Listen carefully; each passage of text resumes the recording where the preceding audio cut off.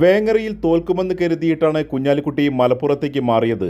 എന്നാൽ ഞാൻ ജയിക്കുന്ന ഒരു മണ്ഡലത്തിലേക്ക് അല്ല മാറിയത് എന്ന് തിരൂർ മണ്ഡലം LDF സ്ഥാനാർത്ഥി വി അബ്ദുറഹ്മാൻ പറഞ്ഞു.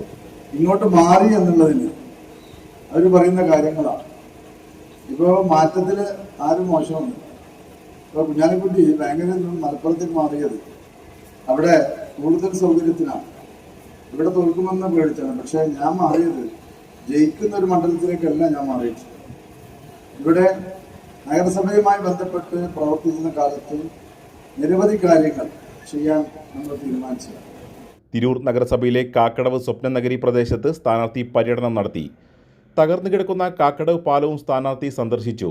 നാട്ടുകാരുടെ പ്രയാസങ്ങളും ആവശ്യങ്ങളും സ്ഥാനാർത്ഥിയുമായി നാട്ടുകാർ പങ്കുവച്ചു. മറ്റാളുള്ള സമയത്ത് തന്നെ ഞങ്ങളെ കൊലയിൽ വന്നിരുന്നതിനെപ്പറ്റി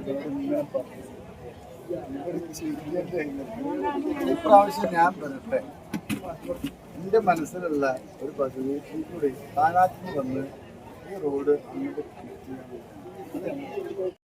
നിർത്തി കൊടുക്കും.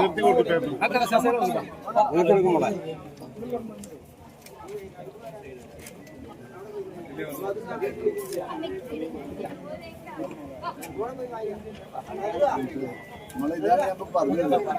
കേട്ടോ, കുറേ കാലം തവണ അവിടെ പോയി